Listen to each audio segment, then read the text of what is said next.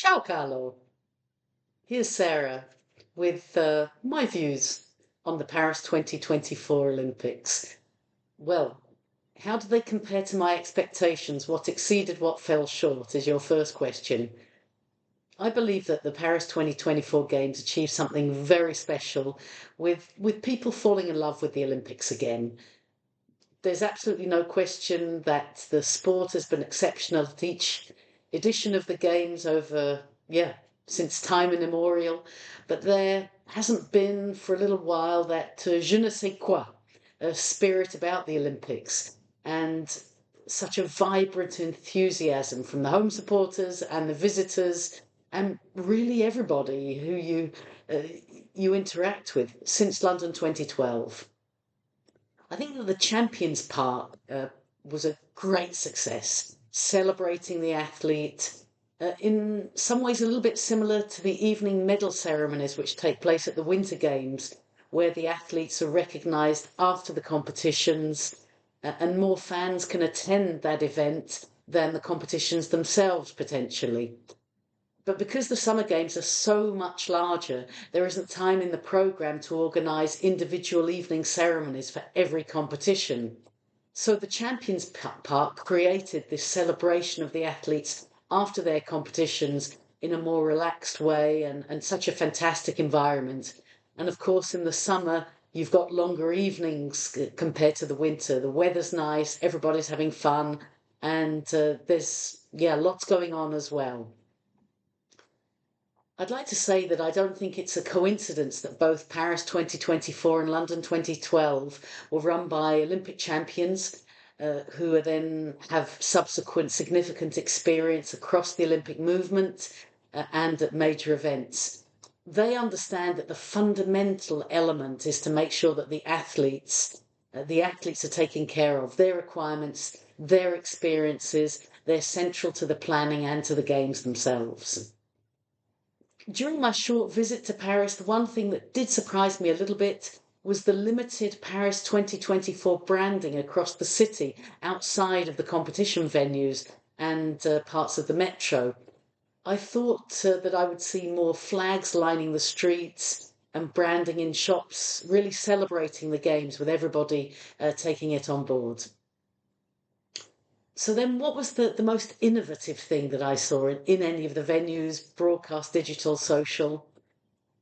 I think the thing that I perhaps would like to highlight is the media coverage by OBS, Olympic Broadcasting Services, brought some new insights into the athletes' performances with absolutely fantastic camera positions, together with communicating the magic of the games at the same time.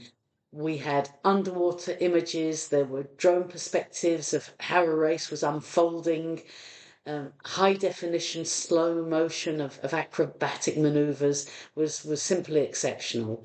And that celebrating the games and all of the activities going on around them was really compelling viewing. The graphics and the data about the competitions were really insightful and more specific to the different sports than we've seen before. Information breaking down the competitions into the phases to see how the athletes' performances were unfolding and where the competition had potentially been won and lost. In the past, the graphical information and the data about the competitions were uniform across the games and therefore more basic to compromise in terms of the different sports, which meant there was really a lack of sport-specific information and data, which fans of those sports were used to and felt somewhat underwhelmed. But that all changed in Paris. It was really some exceptional information. What should be improved in LA? Well, the games will continue to evolve. And I would say that there's continual potential to further involve the presentation of more data about the athletes' performances and the overview of the competition, how it's unfolding, its story, and what the different challenges are. The use of technology to evaluate judged performances will likely be increasingly integrated, as this is happening now in international events. and thereby reduce the subjective personal opinions of judges, and of course the on-site infrastructure required for them too. Each of the games has focused very much on stamping its own national, local identity, and Paris did that absolutely beautifully, integrating iconic venues, most especially featuring the Olympic rings on the most famous landmark in the city, the Tour Eiffel, the Eiffel Tower. Los Angeles is a famous global city with plenty of its own stories to tell, and they'll likely centre around showbiz and technology playing their parts. And both are also fully complementary and fully part of the Olympic Games. So the Games come to Hollywood. Can't wait.